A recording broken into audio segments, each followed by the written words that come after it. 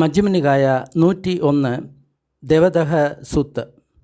ജൈനന്മാരുടെ ഒരു ഫിലോസഫി അല്ലെങ്കിൽ തത്വം ഇങ്ങനെയാണ്: ഒരു വ്യക്തി ഏതൊരു സംവേദന അല്ലെങ്കിൽ അനുഭവം അനുഭവിക്കുന്നുവോ അത് സുഖമായാലും ദുഃഖമായാലും ന്യൂട്രലായാലും അതെല്ലാം തൻ്റെ ഭൂതകാലത്ത് ചെയ്ത കർമ്മങ്ങളുടെ ഫലമായിട്ടാണ് അത് അനുഭവിക്കുന്നത് എന്നാണ് പറയുന്നത്.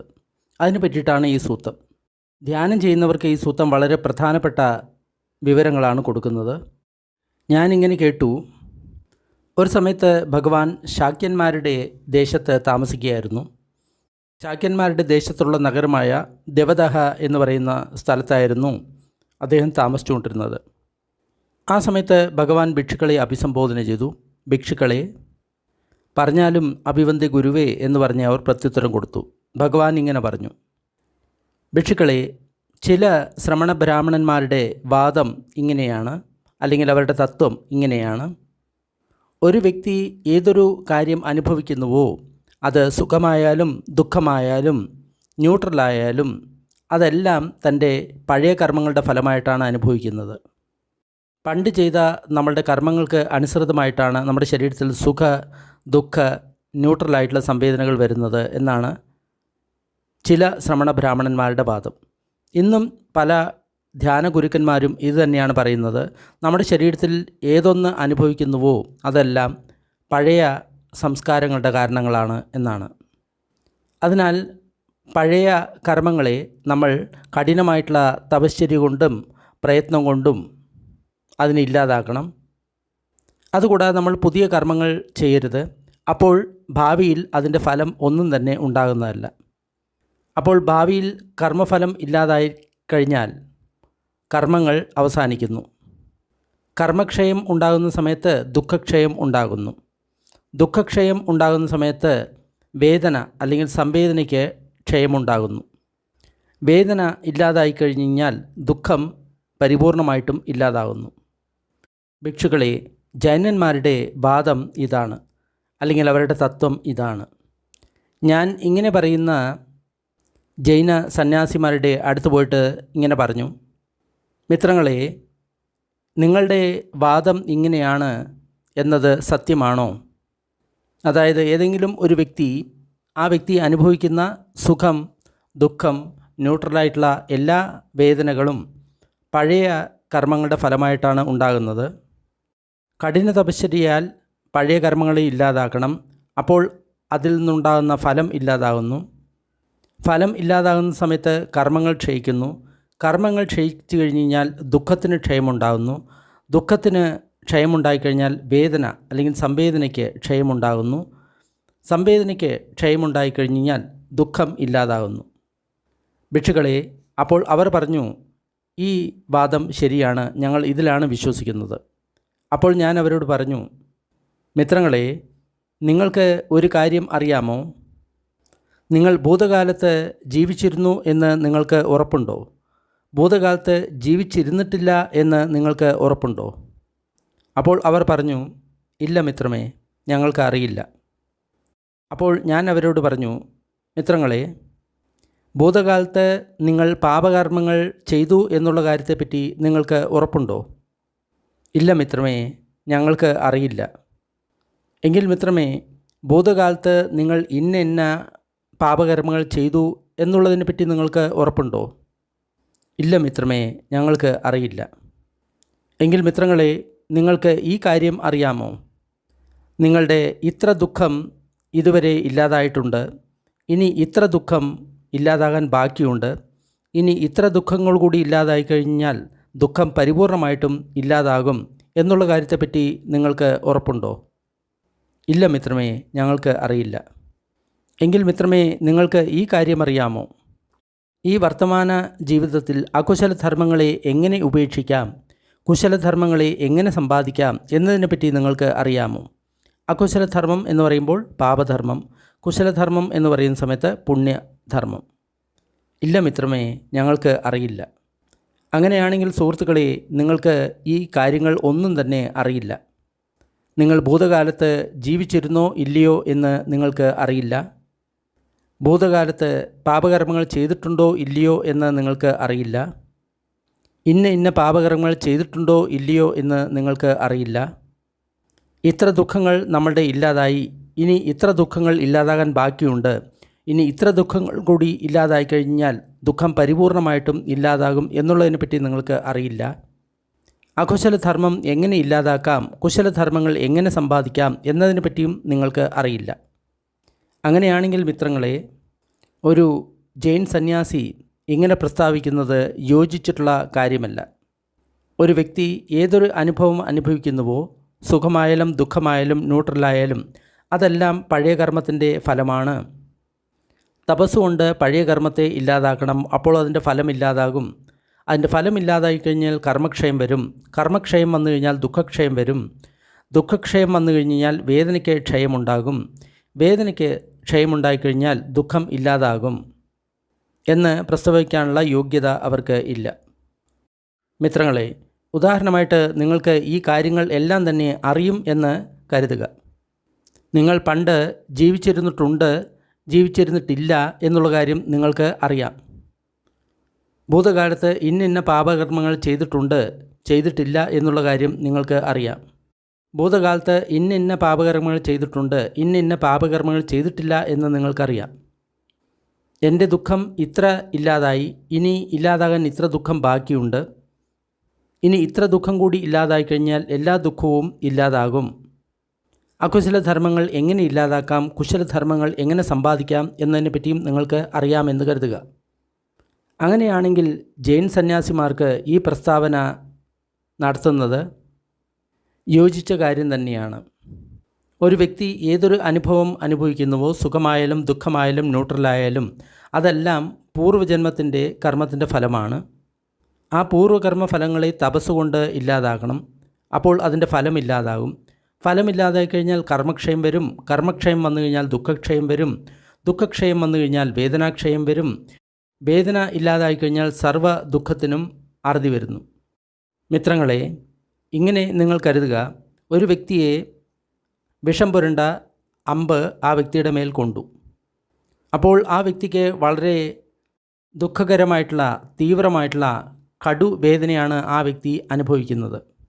അപ്പോൾ ആ വ്യക്തിയുടെ ബന്ധുക്കളും മിത്രങ്ങളും അറിയുന്നവരും എല്ലാവരും കൂടി ആ വ്യക്തിയെ ചികിത്സിക്കുന്നതിന് ഒരു സർജനെ അല്ലെങ്കിൽ ഒരു വൈദ്യനെ വിളിക്കും.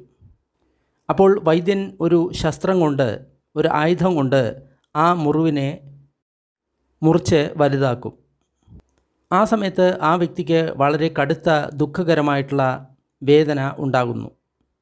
അതിനുശേഷം ആ വൈദ്യൻ ആ അമ്പ് എത്ര വരെ താഴ്ന്നിട്ടുണ്ട് എന്ന് നോക്കും. അപ്പോഴും ആ വ്യക്തിക്ക് ദുഃഖകരമായിട്ടുള്ള കടുത്ത തീവ്രവേദന ഉണ്ടാകുന്നു. അതിനുശേഷം ആ വൈദ്യൻ ശസ്ത്രം കൊണ്ട് ആ അമ്പിനെ പുറത്തെടുക്കും. ആ സമയത്തും ആ വ്യക്തിക്ക് കഠിനമായിട്ടുള്ള ദുഃഖകരമായിട്ടുള്ള വേദന ഉണ്ടാകുന്നു. അതിനുശേഷം ആ വൈദ്യൻ ആ മുറിവിനെ പൊള്ളിക്കാനുള്ള മരുന്ന് അവിടെ പുരട്ടുന്നു. ആ സമയത്തും ആ വ്യക്തിക്ക് കഠിനമായിട്ടുള്ള ദുഃഖകരമായിട്ടുള്ള വേദന അനുഭവം ഉണ്ടാകുന്നു. കുറച്ച് സമയങ്ങൾക്ക് ശേഷം ആ മുറിവ് പരിപൂർണമായിട്ടും ഉണങ്ങും. അപ്പോൾ ആ മുറിവിൽ പുതിയ തൊലി വന്ന് മൂടും. അപ്പോൾ അവർക്ക് ആരോഗ്യമുണ്ടാകും, സന്തോഷമുണ്ടാകും, സ്വതന്ത്രനാകും, കാര്യങ്ങൾ സ്വയം ചെയ്യാൻ പ്രാപ്തനാകും. എങ്ങോട്ട് ആഗ്രഹിച്ചാലും ആ വ്യക്തിക്ക് പോകാൻ സാധിക്കും. അപ്പോൾ അവർ ഇങ്ങനെ വിചാരിക്കും, പണ്ട് വിഷം പുരട്ടിയ ഒരു അമ്പ് എൻ്റെ ശരീരത്തിൽ തറച്ചിരുന്നു, അതുമൂലം എനിക്ക് കടുത്ത വേദനയുള്ള അനുഭവങ്ങൾ ഉണ്ടായി. അപ്പോൾ എൻ്റെ സുഹൃത്തുക്കളും ബന്ധുക്കളും കൂടെയുള്ളവരും കൂടി ഒരു സർജനെ അല്ലെങ്കിൽ വൈദ്യനെ വിളിച്ചു. വൈദ്യൻ വന്ന് ഒരു ശസ്ത്രം കൊണ്ട് ആ മുറിവിനെ വലുതാക്കി. ആ സമയത്ത് എനിക്ക് വളരെയധികം വേദന ഉണ്ടായി. അതിനുശേഷം ആ അമ്പ് എത്ര ദൂരം തറച്ചിട്ടുണ്ട് എന്ന് നോക്കി. ആ സമയത്തും എനിക്ക് കടുത്ത തീവ്രമായിട്ടുള്ള വേദന ഉണ്ടായി. അതിനുശേഷം മറ്റൊരു ശസ്ത്രം കൊണ്ട് ആ അമ്പിനെ പുറത്തെടുത്തു. ആ സമയത്തും എനിക്ക് വളരെ കടുത്ത വേദനയുണ്ടായി. അതിനുശേഷം അതിനെ ഉണക്കാനുള്ള, പൊള്ളിക്കാനുള്ള മരുന്ന് വെച്ച് കെട്ടി. ആ സമയത്തും എനിക്ക് അതികഠിനമായിട്ടുള്ള വേദന, ബുദ്ധിമുട്ട് ഉണ്ടായി. എന്നാൽ ഈ സമയത്ത് ആ മുറിവുകളെല്ലാം ഉണങ്ങി പുതിയ തൊലി വന്ന് മൂടി. ഞാനിപ്പോൾ ആരോഗ്യവാനാണ്, സന്തോഷവാനാണ്, ഞാനിപ്പോൾ സ്വതന്ത്രനാണ്, എനിക്ക് എൻ്റെ കാര്യങ്ങൾ ചെയ്യാൻ സാധിക്കും. എവിടെ പോകണമെന്ന് ആഗ്രഹിച്ചാലും എനിക്കവിടെ പോകാൻ സാധിക്കും. അതുപോലെ തന്നെ ജൈനസന്യാസിമാരെ, നിങ്ങൾക്ക് ഈ കാര്യങ്ങൾ അറിയുമായിരുന്നു എങ്കിൽ ഞാൻ ഭൂതകാലത്ത് ജീവിച്ചിട്ടുണ്ടായിരുന്നില്ല. ഞാൻ ഭൂതകാലത്ത് പാപകർമ്മങ്ങൾ ചെയ്തിട്ടുണ്ടായിരുന്നില്ല. ഇന്ന പാപകർമ്മങ്ങൾ ഞാൻ ഭൂതകാലത്ത് ചെയ്തിട്ടുണ്ടായിരുന്നു, ഇന്ന പാപകർമ്മങ്ങൾ ഞാൻ ചെയ്തിട്ടുണ്ടായിരുന്നില്ല. എൻ്റെ ഇത്ര ദുഃഖങ്ങൾ ക്ഷയിച്ചു, ഇനി ഇത്ര ദുഃഖങ്ങൾ ക്ഷയിക്കാൻ ബാക്കിയുണ്ട്. ഇത്ര ദുഃഖങ്ങൾ കൂടി ക്ഷയിച്ചു കഴിഞ്ഞാൽ എൻ്റെ മുഴുവൻ ദുഃഖങ്ങളും ഇല്ലാതായി. ഞാൻ ഇത്ര അകുശലധർമ്മങ്ങളെ ഇല്ലാതാക്കി ഇത്ര കുശലധർമ്മങ്ങളെ സമ്പാദിച്ചു. ഇതെല്ലാം നിങ്ങൾക്ക് അറിയുമായിരുന്നു എങ്കിൽ ജൈൻ സന്യാസിമാർ അവർ പറയുന്ന ഈ പ്രസ്താവന ന്യായീകരണം ചെയ്യാവുന്നതാണ്. ഏതൊരു വ്യക്തിയും അനുഭവിക്കുന്ന സുഖ ദുഃഖ ന്യൂട്രലായിട്ടുള്ള സംവേദനകൾ അവരുടെ തന്നെ പൂർവ്വകർമ്മത്തിൻ്റെ ഭാഗമായിട്ടാണ് ഉണ്ടാകുന്നത്. ആ പുരാണ കർമ്മങ്ങളെ തപസ്സിനാൽ ക്ഷയിപ്പിക്കണം. അപ്പോൾ അതിൻ്റെ ഫലം ഇല്ലാതാകും. ഫലം ഇല്ലാതായിക്കഴിഞ്ഞാൽ കർമ്മക്ഷയം ഉണ്ടാകും. കർമ്മക്ഷയം ഉണ്ടായിക്കഴിഞ്ഞാൽ ദുഃഖക്ഷയം ഉണ്ടാകും. ദുഃഖക്ഷയം ഉണ്ടായിക്കഴിഞ്ഞാൽ വേദനകൾ ക്ഷയിക്കും. വേദനകൾ ക്ഷയിച്ചു കഴിഞ്ഞാൽ എല്ലാ ദുഃഖങ്ങളും ഇല്ലാതാകും. എന്നാൽ ജൈനസന്യാസിമാരെ, നിങ്ങൾക്ക് ഇതൊന്നും തന്നെ അറിയുന്നില്ല. ഞാൻ മുൻപ് ഉണ്ടായിരുന്നോ ഇല്ലയോ എന്ന് നിങ്ങൾ അറിയുന്നില്ല. ഞാൻ ഏതെങ്കിലും പാപകർമ്മങ്ങൾ ചെയ്തിട്ടുണ്ടോ ഇല്ലയോ എന്ന് നിങ്ങൾക്ക് അറിയുന്നില്ല. ഞാൻ ഇന്ന പാപകർമ്മങ്ങൾ ചെയ്തിട്ടില്ല എന്ന് നിങ്ങൾ അറിയുന്നില്ല. എൻ്റെ ഇത്ര ദുഃഖങ്ങൾ ക്ഷയിച്ചിട്ടുണ്ട്, ഇനി ഇത്ര ദുഃഖങ്ങൾ ക്ഷയിക്കാൻ ബാക്കിയുണ്ട്. ഇനി ഇത്ര ദുഃഖങ്ങൾ കൂടി ഇല്ലാതായിക്കഴിഞ്ഞാൽ എൻ്റെ ദുഃഖം പരിപൂർണമായിട്ടും ഇല്ലാതാകും. ഞാൻ ഇത്ര അകുശലധർമ്മങ്ങളെ ഇല്ലാതാക്കി ഇത്ര കുശലധർമ്മങ്ങളെ സമ്പാദിച്ചു. ഇതൊന്നും നിങ്ങൾ അറിഞ്ഞിട്ടില്ല. അതിനാൽ ജൈൻ സന്യാസിമാരുടെ ഈ പ്രസ്താവന അനുയോജ്യമല്ലാത്തതാണ്. ഏതൊരു വ്യക്തി സുഖവും ദുഃഖവും ന്യൂട്രലുമായിട്ടുള്ള സംവേദനകൾ അനുഭവിക്കുന്നുവോ അതെല്ലാം പൂർവ്വകർമ്മങ്ങളുടെ കാരണമാണ്. ആ പൂർവ്വകർമ്മങ്ങളെ തപസ്സിനാൽ ഇല്ലാതാക്കണം. അപ്പോൾ അതിൻ്റെ ഫലം ഇല്ലാതാകും. അതിൻ്റെ ഫലം ഇല്ലാതായി കഴിഞ്ഞാൽ കർമ്മക്ഷയം വരും. കർമ്മക്ഷയം വന്നു കഴിഞ്ഞാൽ ദുഃഖക്ഷയം വരും. ദുഃഖക്ഷയം വന്നു കഴിഞ്ഞാൽ വേദനാക്ഷയം വരും. വേദന ഇല്ലാതായി കഴിഞ്ഞാൽ സർവ്വ ദുഃഖങ്ങളും ഇല്ലാതാകും. ഞാൻ അങ്ങനെ പറഞ്ഞപ്പോൾ ആ ജൈൻ സന്യാസിമാർ എന്നോട് ഇങ്ങനെ പറഞ്ഞു: മിത്രമേ, ജ്ഞാതികാകുലത്തിലെ ജൈൻ സന്യാസിമാർ ഇങ്ങനെയാണ് അവകാശപ്പെടുന്നത്. അവർ എല്ലാ സമയത്തും എല്ലാം അറിഞ്ഞുകൊണ്ടിരിക്കുന്നു, എല്ലാം കണ്ടുകൊണ്ടിരിക്കുന്നു. അവർ എല്ലാ സമയത്തും എല്ലാറ്റിനെയും അറിഞ്ഞുകൊണ്ടിരിക്കുന്നു, എല്ലാറ്റിനെയും കണ്ടുകൊണ്ടിരിക്കുന്നു. അവർ കാണാത്തതായിട്ടും അറിയാത്തതായിട്ടും ഒന്നും തന്നെ ഇല്ല. ജ്ഞാനവും ദർശനവും എന്നിൽ തുടർച്ചയായിട്ട് ഉണ്ടായിക്കൊണ്ടേയിരിക്കുന്നു. ഞാൻ നടക്കുകയാണെങ്കിലും നിൽക്കുകയാണെങ്കിലും ഉറങ്ങുകയാണെങ്കിലും ഉണരുകയാണെങ്കിലും ജ്ഞാനവും ദർശനവും തുടർച്ചയായിട്ട് എന്നിൽ ഉണ്ടായിക്കൊണ്ടിരിക്കുന്നു. അതായത് അവർ എല്ലാ സമയത്തും എല്ലാം അറിഞ്ഞുകൊണ്ടിരിക്കുന്നു എന്നാണ് അവരുടെ വാദം. അദ്ദേഹം ഇങ്ങനെയാണ് പറയുന്നത്: പ്രിയപ്പെട്ട ജൈൻ സന്യാസിമാരെ, നിങ്ങൾ കഴിഞ്ഞ ജന്മത്തിൽ ഒരുപാട് പാപകർമ്മങ്ങൾ ചെയ്തു. അതിനാൽ കഠിന തപശ്ചര്യ കൊണ്ടും കഠിന പ്രയത്നങ്ങൾ കൊണ്ടും അവയെ ഇല്ലാതാക്കുക. ഇങ്ങനെ വർത്തമാനകാലത്ത് നിങ്ങൾ ശരീരത്തെയും വാണിയെയും മനസ്സിനെയും നിയന്ത്രിക്കുന്ന സമയത്ത് നിങ്ങൾ ഭാവിയിലേക്ക് ഒരു പാപകർമ്മവും ചെയ്യുന്നില്ല. അപ്പോൾ നിങ്ങൾ ഭൂതകാലത്തെ എല്ലാ തരത്തിലുള്ള പാപകർമ്മങ്ങളെയും കഠിന തപശ്ചര്യ കൊണ്ട് ഇല്ലാതാക്കി നിങ്ങൾ പുതിയ കർമ്മങ്ങൾ ഒന്നും തന്നെ ചെയ്യുന്നില്ല. അതിനാൽ ഭാവിയിൽ നിങ്ങൾക്ക് ഒരു പ്രശ്നവും ഉണ്ടാകുന്നതല്ല. ഭാവിയിൽ കർമ്മഫലം നിങ്ങൾക്ക് ഉണ്ടാകുന്നതല്ല. ഭാവിയിൽ കർമ്മത്തിൻ്റെ ഫലം ഇല്ലാത്തതുകൊണ്ട് കർമ്മങ്ങൾ ക്ഷയിക്കുന്നു. കർമ്മങ്ങൾ ക്ഷയിക്കുന്ന സമയത്ത് ദുഃഖം ക്ഷയിക്കുന്നു. ദുഃഖം ക്ഷയിക്കുന്ന സമയത്ത് വേദനാക്ഷയം ഉണ്ടാകുന്നു. വേദനാക്ഷയം ഉണ്ടാകുന്ന സമയത്ത് എല്ലാ ദുഃഖങ്ങളും ഇല്ലാതാകുന്നു. പ്രിയ മിത്രമേ, ഞങ്ങൾ ഈ വാദത്തെയാണ് സ്വീകരിക്കുന്നത്. ഈ വാദത്തിൽ ഞങ്ങൾ തൃപ്തരാണ്. ഭിക്ഷുക്കളെ, ആ ജൈന സന്യാസിമാർ എന്നോട് ഇങ്ങനെ പറഞ്ഞപ്പോൾ ഞാൻ അവരോട് ഇങ്ങനെ പറഞ്ഞു: ഈ 5 കാര്യങ്ങൾക്ക് 2 തരത്തിലുള്ള വിഭാഗം അല്ലെങ്കിൽ ഫലം ഉണ്ട്. എന്താണ് ഈ 5 കാര്യങ്ങൾ? ശ്രദ്ധ എന്ന് പറയുന്ന സമയത്ത് വിശ്വാസം, ഭക്തി എന്നെല്ലാം പറയാം. അടുത്തത് രുചി എന്ന് പറഞ്ഞു കഴിഞ്ഞാൽ നമ്മൾ ഏതിനാണ് കൂടുതൽ പ്രാധാന്യം കൊടുക്കുന്നത് അതിനെയാണ് രുചി എന്ന് പറയുക. അനുസവം, അതായത് വാക്കിലൂടെ പകർന്നു കിട്ടിയ അറിവ്, വേദ മന്ത്രോച്ചാരണങ്ങൾ തുടങ്ങിയവ. ആകാര പരിവിതക്കോ, തർക്കവിതർക്കം ചെയ്തിട്ടുള്ള ചിന്തകൾ. ദിഠിനിജ്ജാന ഖന്തി. നല്ലപോലെ ചിന്തിച്ച് മനസ്സുറപ്പിച്ചതിന് ശേഷം മാത്രം അതിനെ സ്വീകരിക്കൽ. ജൈനമിത്രങ്ങളെ, ഈ 5 കാര്യങ്ങളുടെ വിഭാഗം 2 തരത്തിലാണ് ഉണ്ടാകുക. ഈ കാര്യത്തിൽ നിങ്ങൾക്ക് നിങ്ങളുടെ ഗുരുവിനോട് ഭൂതത്തിൽ എന്ത് ശ്രദ്ധയാണ് ഉണ്ടായിരുന്നത്? ഭൂതകാലത്ത് വായ്മൊഴിയായിട്ട് നിങ്ങൾക്ക് എന്താണ് പകർന്നു നൽകിയത്? ഭൂതകാലത്ത് എന്ത് രുചിയാണ് നിങ്ങൾക്ക് ഉണ്ടായിരുന്നത്? ഭൂതകാലത്ത് നിങ്ങൾ എന്താണ് ചിന്തിച്ച് ഉറപ്പിച്ചിട്ടുള്ളത്? മനനം ചെയ്ത് നിങ്ങൾ ഭൂതകാലത്ത് എന്തിനെയാണ് സ്വീകരിച്ചിട്ടുള്ളത്? ഞാൻ ഇങ്ങനെ പറയുന്ന സമയത്ത് ആ ജൈൻ സന്യാസിമാരിൽ നിന്നും ന്യായീകരിക്കാനുള്ള യാതൊരുവിധ ഉത്തരവും എനിക്ക് ലഭിച്ചിരുന്നില്ല. അപ്പോൾ വീണ്ടും ഞാൻ ആ ജൈന സന്യാസിമാരോട് ഇങ്ങനെ പറഞ്ഞു, മിത്രങ്ങളെ, നിങ്ങൾ എന്താണ് കരുതുന്നത്? നിങ്ങൾ കഠിനമായിട്ടുള്ള തപശ്ചര്യ ചെയ്യുന്ന സമയത്ത്, കഠിനമായിട്ടുള്ള പ്രയത്നം ചെയ്യുന്ന സമയത്ത് നിങ്ങൾക്ക് വളരെ കടുത്ത വേദനയുള്ള തീവ്രവേദന ആ കടുത്ത പരിശ്രമം കൊണ്ട് ഉണ്ടാകുന്നില്ലേ? എന്നാൽ നിങ്ങൾ കടുത്ത തപശ്ചര്യ ചെയ്യാതിരിക്കുന്ന സമയത്ത്, കഠിനമായിട്ടുള്ള പ്രയത്നം ചെയ്യാതിരിക്കുന്ന സമയത്ത് ആ കടുത്ത തീവ്രമായിട്ടുള്ള ആ വേദന, കഠിന പ്രയത്നം കൊണ്ടുണ്ടായിട്ടുള്ള ആ വേദന നിങ്ങൾക്ക് ഉണ്ടാകുന്നില്ലല്ലോ. അപ്പോൾ അവരിങ്ങനെ പറഞ്ഞു, ഗൗതമശാസ്ത്ര, കഠിനമായിട്ടുള്ള തപശ്ചര്യ ചെയ്യുന്ന സമയത്ത്, അതേപോലെ തന്നെ കഠിനമായിട്ടുള്ള പ്രയത്നം ചെയ്യുന്ന സമയത്താണ് ഞങ്ങൾക്ക് ഞങ്ങളുടെ ശരീരത്തിൽ വളരെ ദുഃഖകരമായിട്ടുള്ള കടുത്ത വേദന ഉണ്ടാകുന്നത്. കടുത്ത പ്രയത്നം ചെയ്യാതിരിക്കുന്ന സമയത്ത്, കഠിന തപശ്ചര്യ ചെയ്യാതിരിക്കുന്ന സമയത്ത് ഞങ്ങൾക്ക് ഞങ്ങളുടെ ശരീരത്തിൽ കടുത്ത തീവ്രമായിട്ടുള്ള വേദനകൾ ഒന്നും തന്നെ ഉണ്ടാകുന്നില്ല. ഈ കാര്യം പല സാധകന്മാരും ശ്രദ്ധിക്കേണ്ടതുണ്ട്. കാരണം ഇന്നും പല സാധകന്മാരും ഒരുപാട് കഠിനമായിട്ടാണ് അധ്വാനിക്കുന്നത്. അങ്ങനെ അധ്വാനിക്കുന്ന സമയത്ത് അവരുടെ മനസ്സിൻ്റെ ടെൻഷൻ ശരീരത്തിൽ പ്രകടമാകുന്നു. അതുമൂലം ശരീരത്തിൽ ഒരുപാട് തീവ്രമായിട്ടുള്ള ദുഃഖകരമായിട്ടുള്ള വേദനകൾ ഉണ്ടാകുന്നു. എന്നാൽ നമ്മൾ റിലാക്സ് ചെയ്തിട്ടാണ് നമ്മൾ ചെയ്യുന്നത്, ധ്യാനം ചെയ്യുന്നത് എങ്കിൽ ഒരിക്കലും ഈ ശരീരത്തിലുള്ള വേദനകൾ ഉണ്ടാകുമായിരുന്നില്ല. അല്ലെങ്കിൽ മൈത്രി ധ്യാനം അല്ലെങ്കിൽ ധ്യാന ചെയ്യുകയാണെങ്കിൽ ശരീരത്തിൽ സുഖകരമായിട്ടുള്ള അനുഭവമാണ് ഉണ്ടാവുക.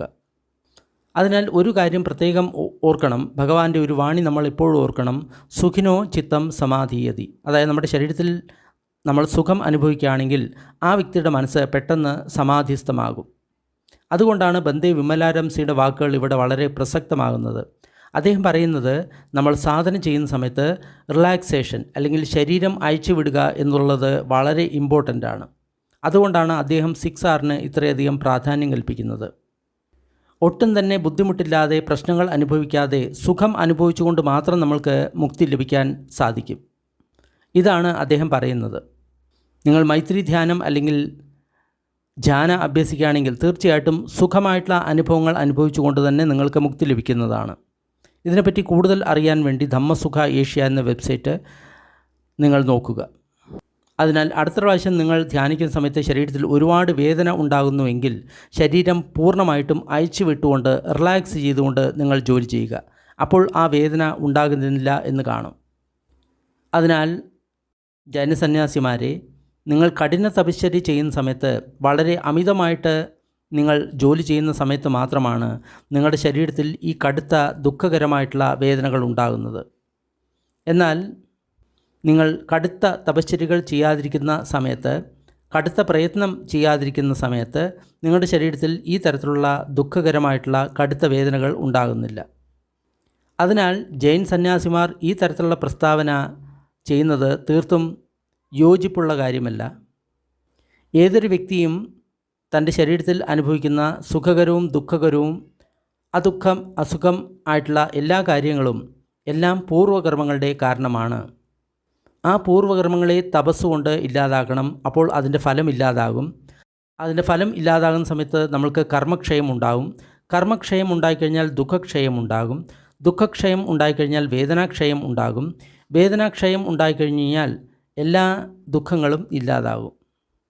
ജൈനമിത്രങ്ങളെ, കടുത്ത തപശ്ചര്യ ചെയ്യുന്ന സമയത്ത് നിങ്ങൾക്ക് വളരെ കടുത്ത ദുഃഖകരമായിട്ടുള്ള അനുഭവങ്ങൾ ഉണ്ടാകുന്നില്ല എങ്കിൽ, കടുത്ത തപശ്ചര്യ ചെയ്യാതിരിക്കുന്ന സമയത്ത് നിങ്ങൾക്ക് ആ കടുത്ത ദുഃഖകരമായിട്ടുള്ള അനുഭവങ്ങൾ ഉണ്ടാകുന്നു എങ്കിൽ, ജൈൻ സന്യാസിമാർ ഇങ്ങനെ പറയുന്നത് വളരെ അനുയോജ്യമായിരുന്നു.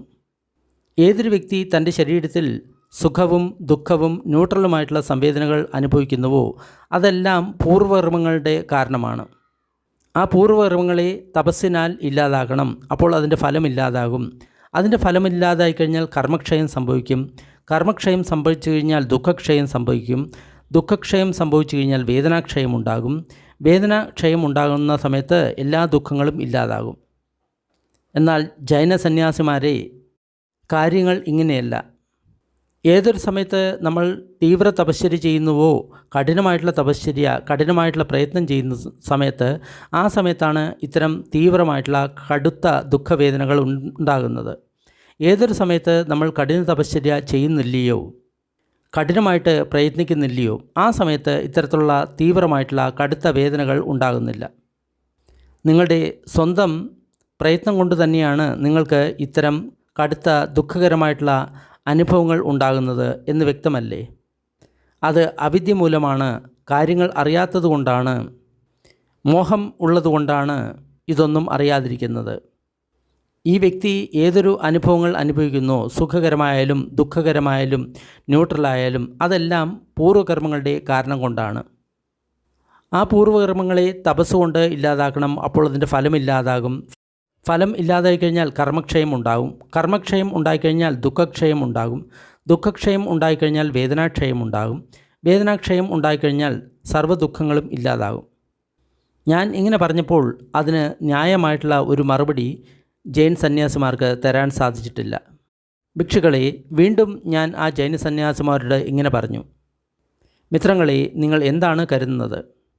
ഏതെങ്കിലും ഒരു കർമ്മത്തിൻ്റെ ഫലം ഈ ജീവിതത്തിൽ അനുഭവിക്കേണ്ടിയിരുന്നു എങ്കിൽ നിങ്ങൾ പ്രയത്നിച്ചു കഴിഞ്ഞാൽ അതിനെ വരും ജന്മങ്ങളിൽ അനുഭവിക്കാൻ സാധിക്കുമോ?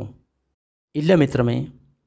മിത്രങ്ങളെ, ഏതെങ്കിലും ഒരു കർമ്മത്തിൻ്റെ ഫലം അത് വരും ജന്മങ്ങളിൽ അനുഭവിക്കേണ്ടതുണ്ട് എങ്കിൽ നിങ്ങൾ പ്രയത്നിച്ചതുകൊണ്ട് ആ കർമ്മത്തിൻ്റെ ഫലങ്ങളെ ഈ ജന്മത്തിൽ തന്നെ നിങ്ങൾക്ക് അനുഭവിക്കാൻ സാധിക്കുമോ? ഇല്ല മിത്രമേ. മിത്രങ്ങളെ, നിങ്ങൾ എന്താണ് കരുതുന്നത്? ഏതെങ്കിലും ഒരു കർമ്മത്തിൻ്റെ ഫലം സുഖകരമായിട്ടാണ് നമ്മൾ അനുഭവിക്കേണ്ടത് എങ്കിൽ നമ്മൾ പ്രയത്നിച്ചതുകൊണ്ട് അത് ദുഃഖകരമായിട്ട് ഉള്ള അനുഭവമായിട്ട് മാറുമോ? ഇല്ല മിത്രമേ.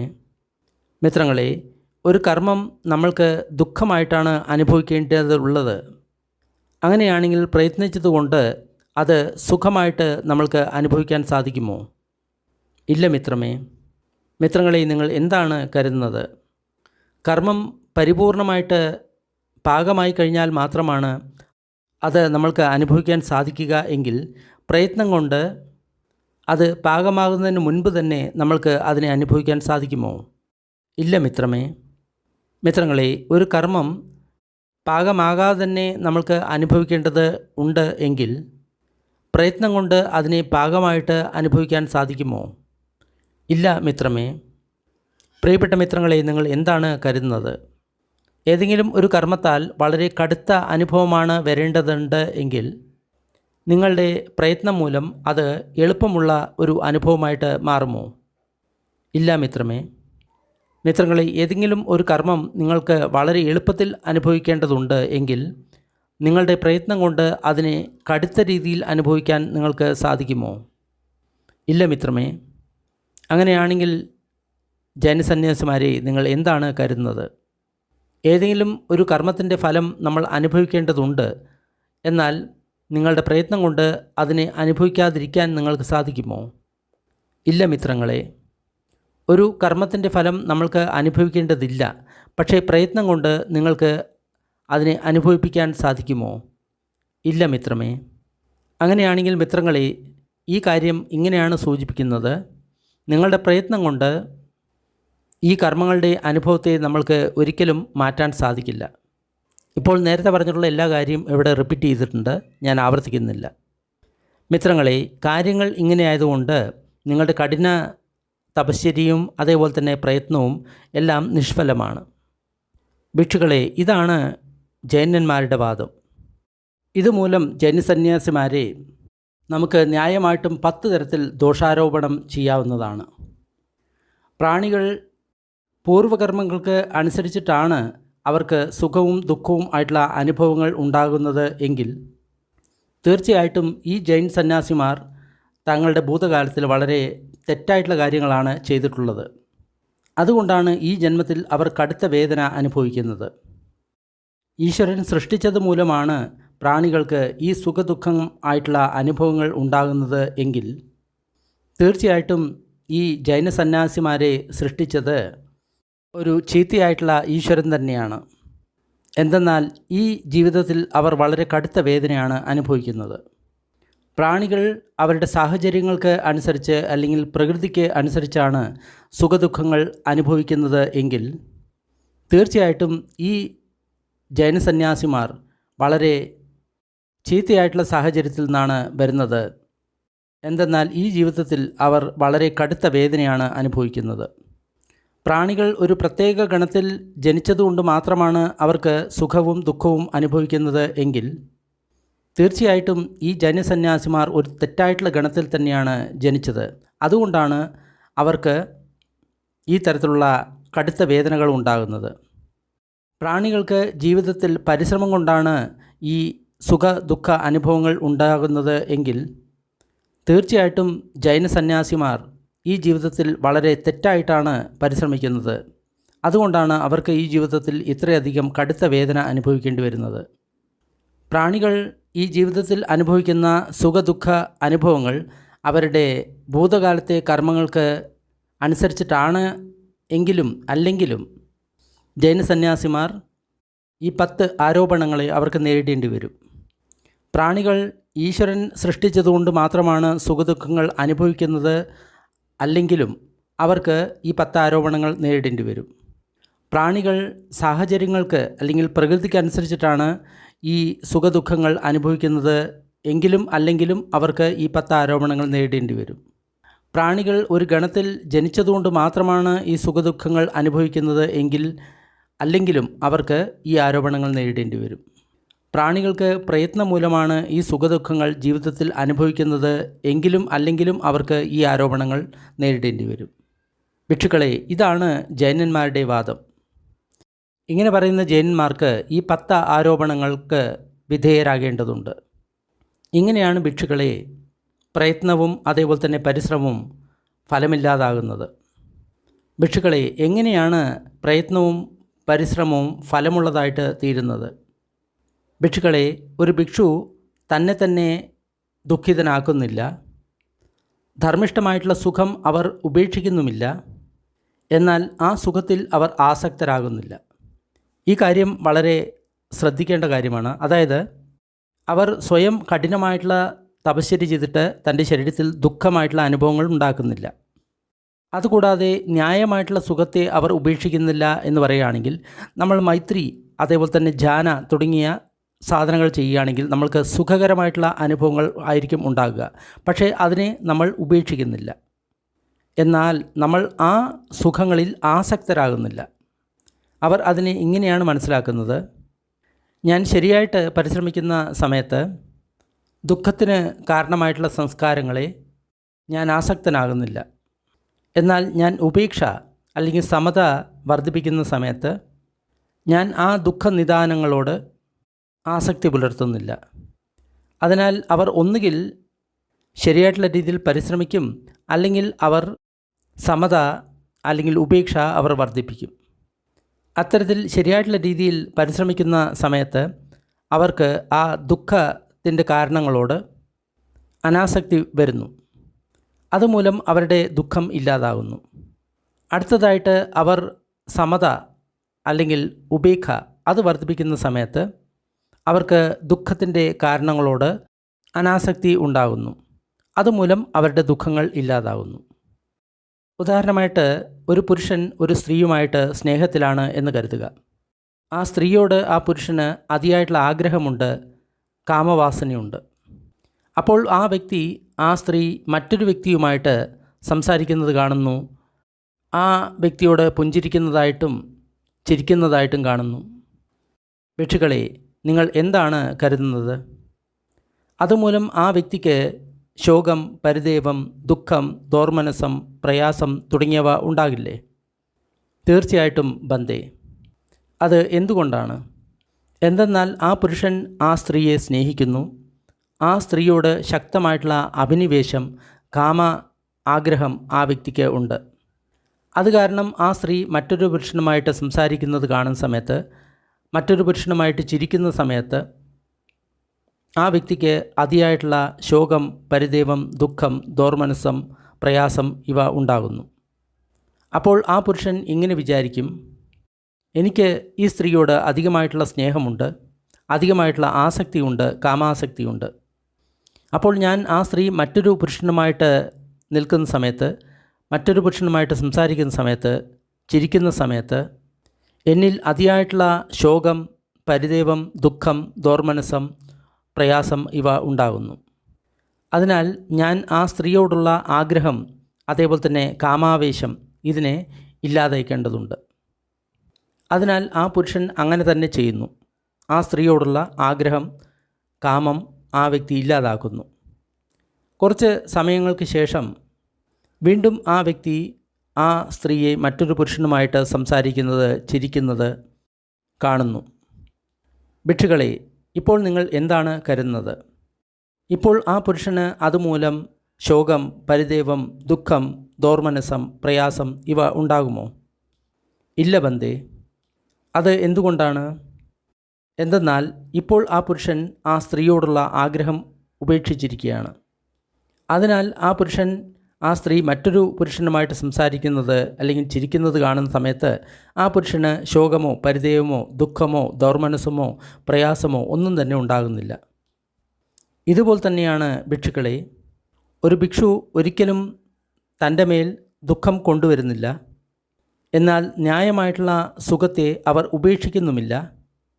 എന്നാൽ ആ സുഖത്തോട് അവർ ആസക്തരാകുന്നില്ല. ഇവിടെ ഭഗവാൻ പറയുന്നത്, നമ്മൾ അഭ്യാസം ചെയ്യുന്ന സമയത്ത് കൂടുതൽ പ്രയത്നം ചെയ്ത് നമ്മുടെ ശരീരത്തിൽ ഒരുപാട് ദുഃഖ സംവേദനകൾ ഉണ്ടാക്കേണ്ട യാതൊരു ആവശ്യവും ഇല്ല. അടുത്തതായിട്ട് നമ്മൾ മൈത്രി അല്ലെങ്കിൽ ധ്യാന ചെയ്യുകയാണെങ്കിൽ നമ്മൾക്കുണ്ടാകുന്ന സുഖത്തെ നമ്മൾ ഉപേക്ഷിക്കേണ്ടതും ഇല്ല. എന്നാൽ ആ സുഖത്തോട് നമ്മൾ ആസക്തി പുലർത്തരുത് എന്ന് മാത്രമാണ് ഭഗവാൻ ഇവിടെ പറയുന്നത്. ഭിക്ഷുക്കളെ, അപ്പോൾ അവർ ഇങ്ങനെ പ്രജ്ഞാപൂർവ്വം മനസ്സിലാക്കുന്നു, ഞാൻ ശരിയായിട്ട് ഉള്ള രീതിയിൽ പ്രയത്നിക്കുന്ന സമയത്ത് ദുഃഖത്തിൻ്റെ കാരണമായിട്ടുള്ള കാര്യങ്ങളോട് ഞാൻ അനാസക്തനായിട്ട് തീരുന്നു. എന്നാൽ ഞാൻ ഉപേക്ഷ അല്ലെങ്കിൽ സമത വർദ്ധിപ്പിക്കുന്ന സമയത്ത് ദുഃഖത്തിന് കാരണമായിട്ടുള്ള കാര്യങ്ങളോട് ഞാൻ അനാസക്തനായിട്ട് തീരുന്നു. അതിനാൽ അവർ ശരിയായിട്ടുള്ള രീതിയിൽ പ്രയത്നിക്കുന്നു, അല്ലെങ്കിൽ ശരിയായിട്ടുള്ള രീതിയിൽ അവർ സമത അല്ലെങ്കിൽ ഉപേക്ഷ വർദ്ധിപ്പിക്കുന്നു. അതിനാൽ ശരിയായിട്ടുള്ള രീതിയിൽ പ്രയത്നിക്കുന്ന സമയത്ത് അവർക്ക് ദുഃഖനിദാനങ്ങളോട് അനാസക്തി ഉണ്ടാകുന്നു, അതുമൂലം ദുഃഖം ഇല്ലാതാകുന്നു. അതിനാൽ അവർ ശരിയായിട്ടുള്ള രീതിയിൽ സമത വർദ്ധിപ്പിക്കുന്ന സമയത്ത് അല്ലെങ്കിൽ ഉപേക്ഷ വർദ്ധിപ്പിക്കുന്ന സമയത്ത് അവർക്ക് ദുഃഖനിദാനമായിട്ടുള്ള കാര്യങ്ങളോട് അനാസക്തി ഉണ്ടാകുന്നു, അതുമൂലം ആ ദുഃഖം ഇല്ലാതാകുന്നു. ഭിക്ഷുക്കളെ, ഇങ്ങനെയാണ് പ്രയത്നവും പരിശ്രമവും ഫലം തരുന്നത്. വീണ്ടും ഒരു ഭിക്ഷു ഇങ്ങനെ ചിന്തിക്കുന്നു, ഞാൻ ഇഷ്ടമുള്ള രീതിയിൽ ജീവിക്കുന്ന സമയത്ത് അകുശലധർമ്മങ്ങൾ എന്നിൽ വർദ്ധിക്കുകയാണ്, കുശലധർമ്മങ്ങൾ എന്നിൽ കുറയുകയാണ്. അതായത് നമ്മൾ ധ്യാനിക്കാതെ ഇഷ്ടമുള്ള രീതിയിൽ നമ്മൾ ജീവിക്കുന്ന സമയത്ത് അകുശലധർമ്മങ്ങൾ എന്ന് പറയുമ്പോൾ പാപധർമ്മങ്ങൾ അത് വർദ്ധിപ്പിക്കുന്നു, കുശലധർമ്മങ്ങൾ അല്ലെങ്കിൽ പുണ്യധർമ്മങ്ങൾ കുറയുന്നു. എന്നാൽ ഞാൻ ദുഃഖകരമായിട്ട് പ്രയത്നിക്കുന്ന സമയത്ത് അകുശലധർമ്മങ്ങൾ കുറയുന്നു, കുശലധർമ്മങ്ങൾ വർദ്ധിപ്പിക്കുന്നു. അപ്പോൾ ആ വ്യക്തി പ്രയത്നിക്കാൻ തുടങ്ങുന്നു, ധ്യാനിക്കാൻ തുടങ്ങുന്നു.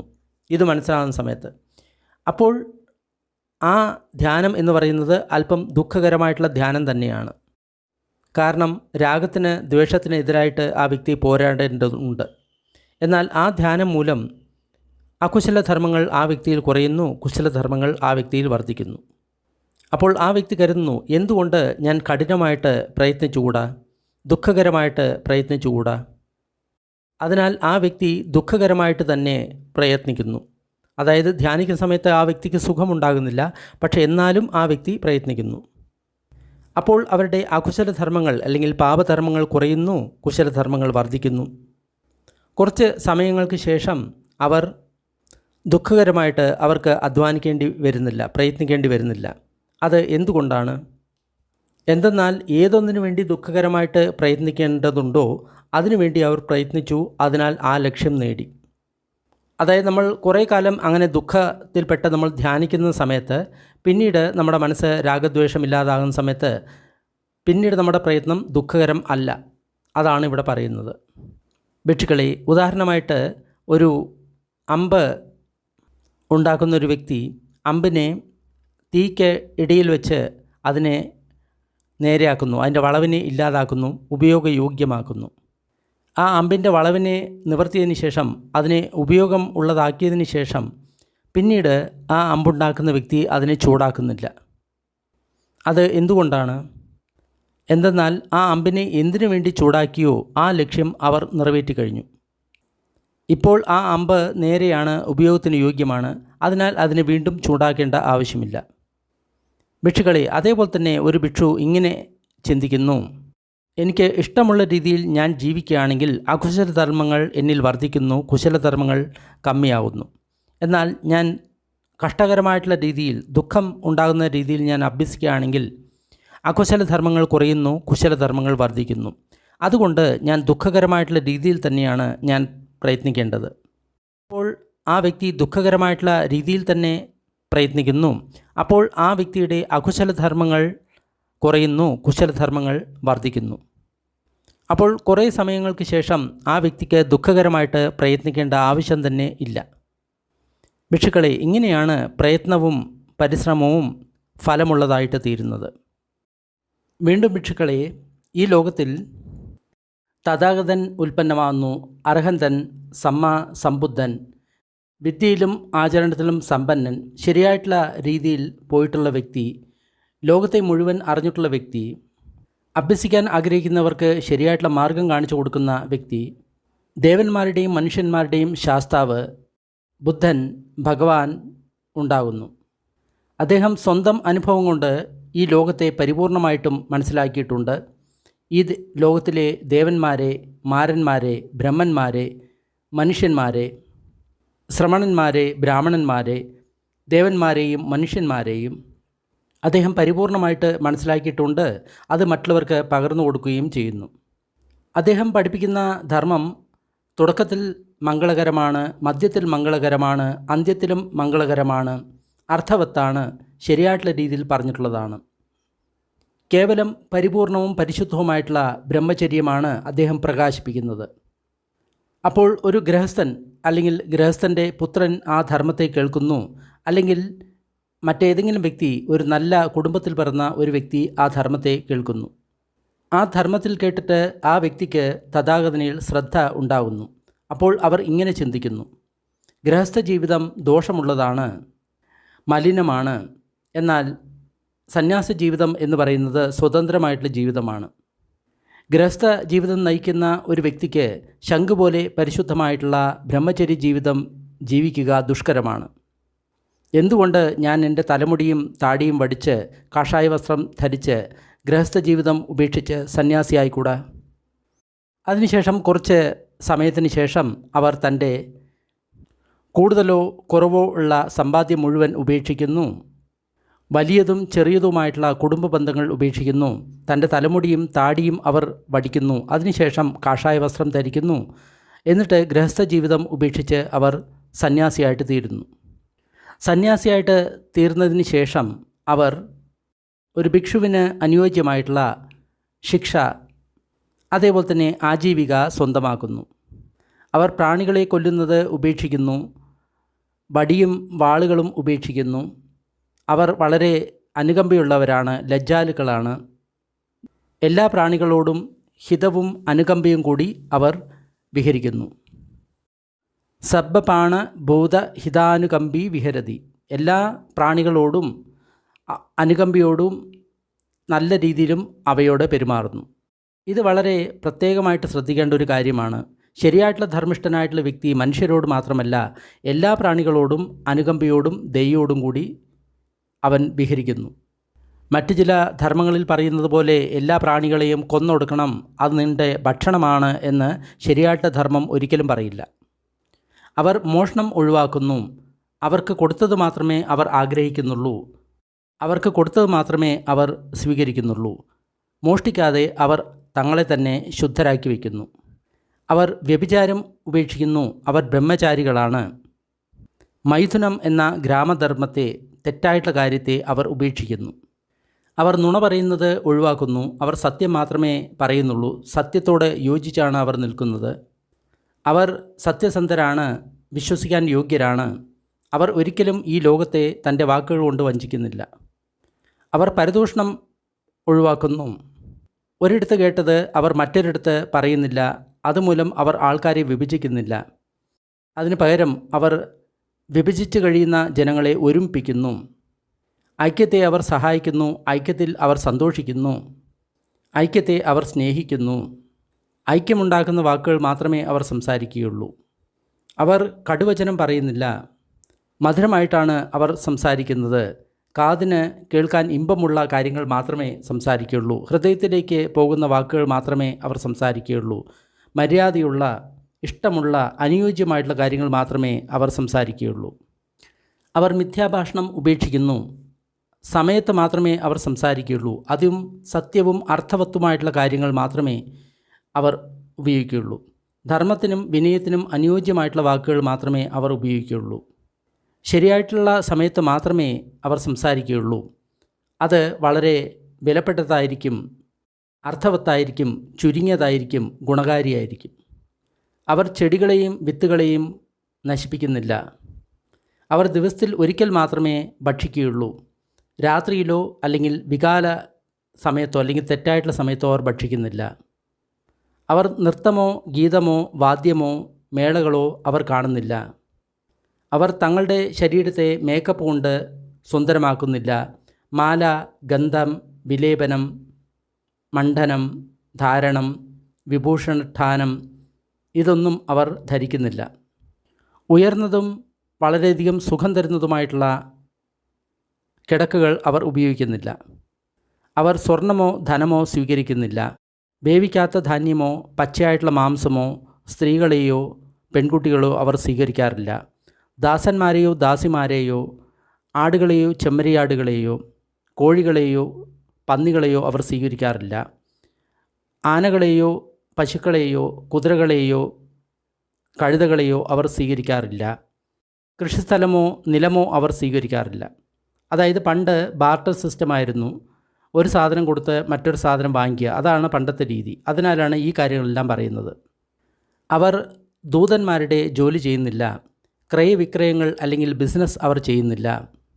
അവർ അളവുകളോ തൂക്കങ്ങളോ ലോഹങ്ങളോ അതിനെ തെറ്റായിട്ടുള്ള രീതിയിൽ അവർ അതിൽ മായം ചേർക്കുന്നില്ല. അവർ കൈക്കൂലി കൊടുക്കുന്നില്ല. ചീത്തയായിട്ടുള്ള കാര്യങ്ങൾ ചെയ്യുന്നില്ല. മറ്റുള്ളവരെ പറ്റിക്കുന്നില്ല. മായമുള്ള സാധനങ്ങൾ അവർ വിൽക്കുന്നില്ല. മറ്റുള്ളവരെ അംഗവിച്ഛേദം ചെയ്യുന്നില്ല. കൊല്ലുന്നില്ല. തട്ടിക്കൊണ്ടുപോകുന്നില്ല. മോഷ്ടിക്കുന്നില്ല. കൊള്ളയടിക്കുന്നില്ല. ലഹളയുണ്ടാക്കുന്നില്ല.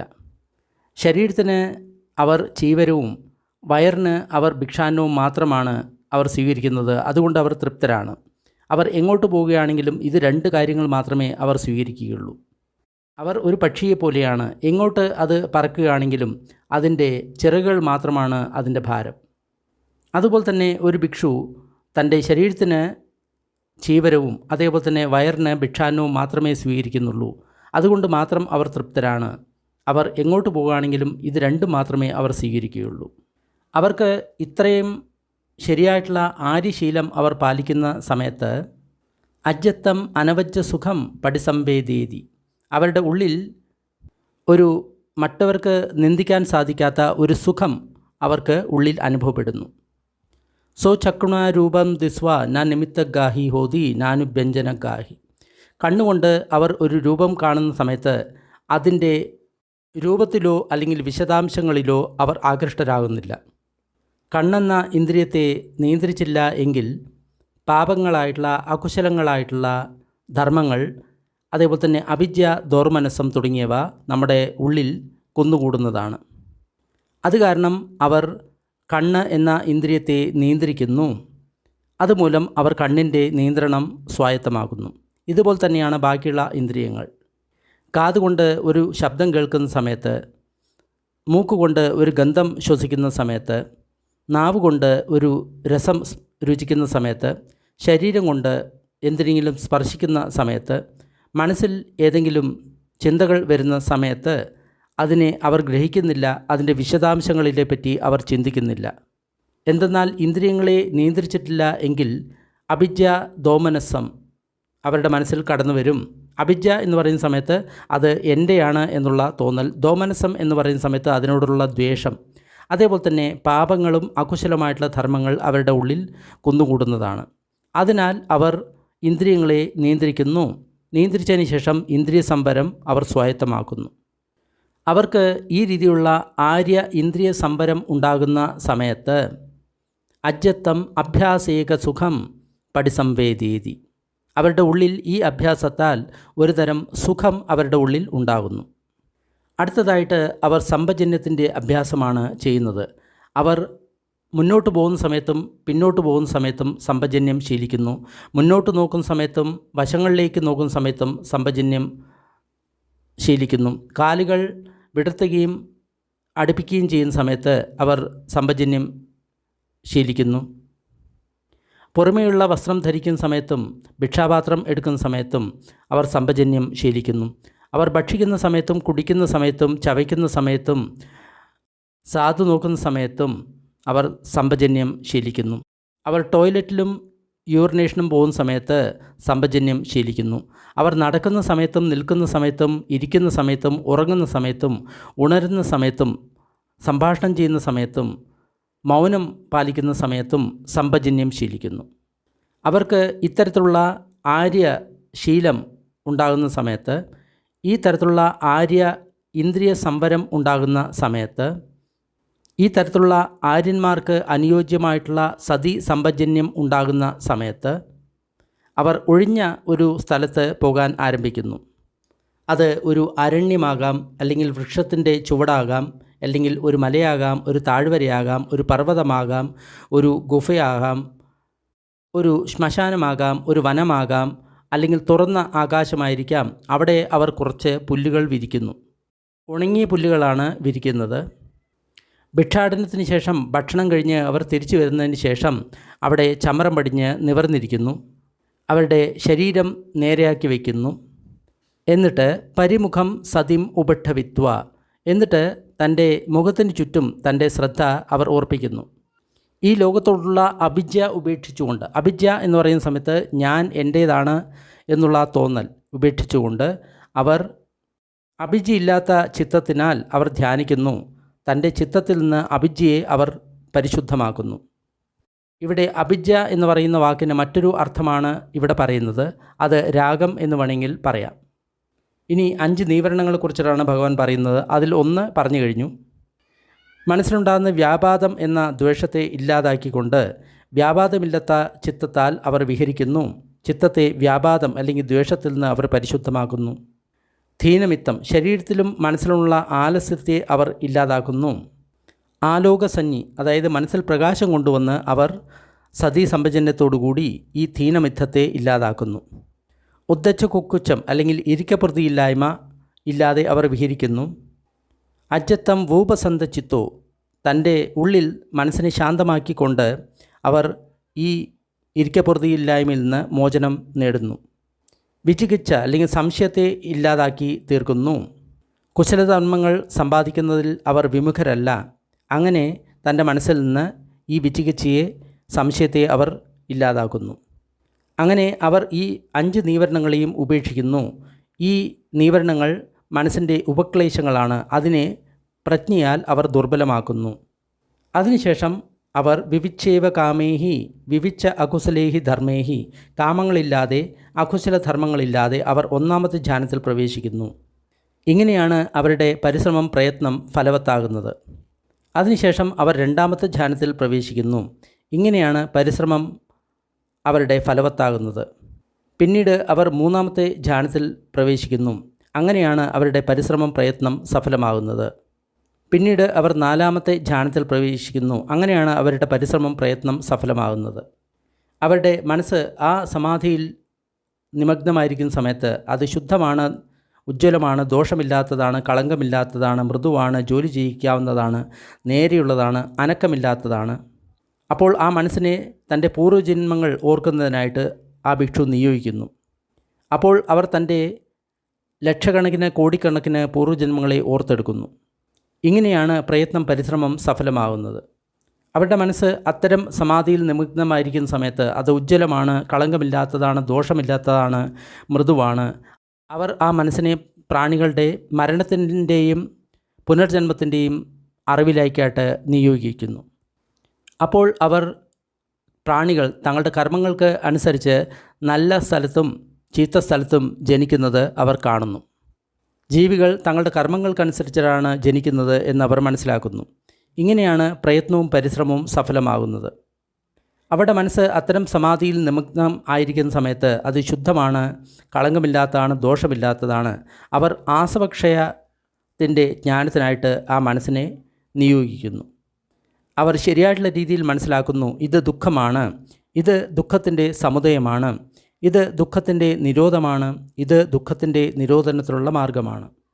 അവർ ശരിയായിട്ടുള്ള രീതിയിൽ മനസ്സിലാക്കുന്നു, ഇത് ആസവങ്ങളാണ്, ഇത് ആസവങ്ങളുടെ സമുദയമാണ്, ഇത് ആസവങ്ങളുടെ നിരോധമാണ്, ഇത് ആസവങ്ങളുടെ നിരോധനത്തിലുള്ള വഴിയാണ്. ഇങ്ങനെ അറിഞ്ഞുകൊണ്ട് കണ്ടുകൊണ്ട് അവരുടെ മനസ്സ് കാമാസവത്തിൽ നിന്നും ഭവാസവത്തിൽ നിന്നും അവിദ്യാസവത്തിൽ നിന്നും വിമുക്തമാകുന്നു. വിമുക്തമായി കഴിഞ്ഞാൽ വിമുക്തമായി എന്ന ജ്ഞാനം അവർക്ക് ഉണ്ടാകുന്നു. അപ്പോൾ അവർക്ക് മനസ്സിലാകുന്നു, പുനർജന്മം അവസാനിച്ചു, ബ്രഹ്മചര്യ ജീവിതം പൂർത്തിയായി, ഏതൊന്ന് ചെയ്യണമോ അത് ചെയ്തു, ഇനി മറ്റൊരു സ്ഥലത്തും തനിക്ക് പുനർജന്മം ഉണ്ടാകുന്നില്ല. ഭിക്ഷുക്കളെ, ഇങ്ങനെയാണ് പരിശ്രമം പ്രയത്നം ഫലമുള്ളതായിട്ട് തീരുന്നത്. ഇതാണ് തഥാഗതൻ്റെ വാദം. ഇപ്രകാരം പറയുന്നത് കൊണ്ട് തഥാഗതന് 10 പ്രശംസയ്ക്ക് യോഗ്യനായിട്ട് തീരുന്നു. പ്രാണികൾ തൻ്റെ പൂർവ്വകർമ്മങ്ങൾക്ക് അനുസരിച്ചിട്ടാണ് സുഖദുഃഖങ്ങൾ അനുഭവിക്കുന്നത് എങ്കിൽ തീർച്ചയായിട്ടും തഥാഗതൻ തൻ്റെ പൂർവ്വകാലത്ത് നല്ല കാര്യങ്ങൾ മാത്രമേ ചെയ്തിട്ടുള്ളൂ. അതുകൊണ്ടാണ് തഥാഗതൻ ഈ ജീവിതത്തിൽ അനാസവമായിട്ടുള്ള സുഖം അനുഭവിക്കുന്നത്. അനാസവം എന്ന് പറയുമ്പോൾ ആസവം ഇല്ലാത്ത, കളങ്കമില്ലാത്ത എന്നർത്ഥം. കളങ്കമില്ലാത്ത സുഖം എന്ന് പറയുമ്പോൾ ആ സുഖത്തിൽ തഥാഗതന് ആസക്തിയില്ല. അതുകൊണ്ടാണ് അനാസവമായിട്ടുള്ള സുഖം അനുഭവിക്കുന്നത് എന്ന് പറയുന്നത്. പ്രാണികൾ ഈശ്വരൻ സൃഷ്ടിച്ചത് മൂലമാണ് സുഖദുഃഖങ്ങൾ അനുഭവിക്കുന്നത് എങ്കിൽ തീർച്ചയായിട്ടും തഥാഗതനെ സൃഷ്ടിച്ചത് ഒരു നല്ല ഈശ്വരനാണ്. അതുകൊണ്ടാണ് അദ്ദേഹം ഈ സമയത്ത് വളരെ അനാസവമായിട്ടുള്ള നല്ല സുഖം അദ്ദേഹം അനുഭവിക്കുന്നത്. പ്രാണികൾ സാഹചര്യങ്ങൾക്കും അതേപോലെ തന്നെ പ്രകൃതിക്കും അനുസരിച്ചിട്ടാണ് സുഖദുഃഖങ്ങൾ അനുഭവിക്കുന്നത് എങ്കിൽ തീർച്ചയായിട്ടും തഥാഗതൻ വളരെ നല്ല സാഹചര്യത്തിലാണ് അദ്ദേഹം ജനിച്ചത്. അതുകൊണ്ടാണ് അദ്ദേഹം ഈ സമയത്ത് വളരെ നല്ല സുഖം അനുഭവിക്കുന്നത്. പ്രാണികൾ ഒരു പ്രത്യേക ഗണത്തിൽ ജനിച്ചതുകൊണ്ടാണ് അവർ സുഖദുഃഖങ്ങൾ അനുഭവിക്കുന്നത് എങ്കിൽ തീർച്ചയായിട്ടും തഥാഗതൻ വളരെ നല്ല ഗണത്തിൽ തന്നെയാണ് ജനിച്ചിരിക്കുന്നത്. അതുകൊണ്ടാണ് അദ്ദേഹം ഈ ജീവിതത്തിൽ ദോഷമില്ലാത്ത സുഖം അനുഭവിക്കുന്നത്. പ്രാണികൾ സുഖദുഃഖങ്ങൾ അനുഭവിക്കുന്നത് ഈ ജീവിതത്തിലെ പ്രയത്നം കൊണ്ടാണ് എങ്കിൽ തീർച്ചയായിട്ടും തഥാഗതൻ ഈ ജീവിതത്തിൽ നല്ല രീതിയിൽ തന്നെയാണ് പ്രയത്നിക്കുന്നത്. അതുകൊണ്ടാണ് തഥാഗതൻ ദോഷമില്ലാത്ത സന്തോഷം അനുഭവിക്കുന്നത്. പ്രാണികൾ പൂർവ്വകർമ്മങ്ങൾക്ക് അനുസരിച്ച് സുഖദുഃഖങ്ങൾ അനുഭവിച്ചാലും ഇല്ലെങ്കിലും തഥാഗതന് ഈ തരത്തിലുള്ള പ്രശംസകൾക്ക് യോഗ്യനാണ്. പ്രാണികൾ ഈശ്വരൻ്റെ സൃഷ്ടിയാണ്, അതുമൂലം സുഖദുഃഖങ്ങൾ അനുഭവിക്കുകയാണെങ്കിലും ഇല്ലെങ്കിലും തഥാഗതൻ ഈ പ്രശംസയ്ക്ക് യോഗ്യനാണ്. പ്രാണികൾ സാഹചര്യങ്ങൾക്കും പ്രകൃതിക്കും അനുസരിച്ചാണ് സുഖദുഃഖങ്ങൾ അനുഭവിക്കുന്നത്, അല്ലെങ്കിലും തഥാഗതൻ ഈ പ്രശംസയ്ക്ക് യോഗ്യനാണ്. പ്രാണികൾ ഏതെങ്കിലും ഒരു ഗണത്തിൽ ജനിച്ചത് മൂലമാണ് സുഖദുഃഖങ്ങൾ അനുഭവിക്കുന്നത്, അല്ലെങ്കിലും തഥാഗതൻ ഈ പ്രശംസയ്ക്ക് യോഗ്യനാണ്. പ്രാണികൾ തൻ്റെ പ്രയത്നം മൂലമാണ് സുഖദുഃഖങ്ങൾ അനുഭവിക്കുന്നത്, അല്ലെങ്കിലും തഥാഗതൻ ഈ പ്രശംസയ്ക്ക് യോഗ്യനാണ്. ഇതാണ് ഭിക്ഷുക്കളെ തഥാഗതൻ്റെ വാദം. ഇതുമൂലം തഥാഗതൻ 10 പ്രശംസയ്ക്ക് യോഗ്യനാണ്. ഇതാണ് ഭഗവാൻ പറഞ്ഞത്. ഭിക്ഷുക്കൾ ഭഗവാൻ പറഞ്ഞിട്ടുള്ള വചനങ്ങളെ അനുമോദിച്ചു, അവർ തൃപ്തരായി. ദേവദഹ സൂത്തം നിഠിതം. ഒരു സാധകൻ അറിഞ്ഞിരിക്കേണ്ട ഒരുപാട് കാര്യങ്ങൾ ഈ സൂത്രത്തിലുണ്ട്. സൂത്രം ഇഷ്ടമായി കഴിഞ്ഞാൽ ലൈക്ക് ചെയ്യുക, ഷെയർ ചെയ്യുക. കൂടുതൽ സൂത്രങ്ങൾ ഡിസ്ക്രിപ്ഷൻ ബോക്സിലുണ്ട്. കുറച്ച് സമയം നമ്മൾക്ക് പുണ്യവിതരണത്തിൻ്റെ അഭ്യാസം ചെയ്യാം. ദുഃഖം അനുഭവിക്കുന്ന സർവ്വപ്രാണികളും ദുഃഖത്തിൽ നിന്ന് വിമുക്തരാകട്ടെ. ഭയം അനുഭവിക്കുന്ന സർവ്വപ്രാണികളും ഭയത്തിൽ നിന്ന് വിമുക്തരാകട്ടെ. ശോകം അനുഭവിക്കുന്ന സർവ്വപ്രാണികളും ശോകത്തിൽ നിന്ന് വിമുക്തരാകട്ടെ. എല്ലാ പ്രാണികൾക്കും മുക്തി ലഭിക്കട്ടെ. നമ്മൾ നേടിയ ഈ പുണ്യത്തിൽ സർവ്വജീവികളും പങ്കാളികളാകട്ടെ. അതുമൂലം സർവ്വപ്രാണികൾക്കും സുഖവും സന്തോഷവും ഉണ്ടാകട്ടെ.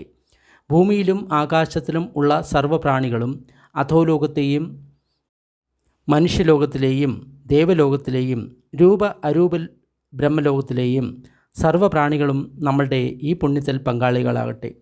അതിശക്തരായിട്ടുള്ള ദേവന്മാരും ബ്രഹ്മന്മാരും ബുദ്ധശാസനത്തെ സംരക്ഷിക്കട്ടെ. സാധു സാധു സാധു.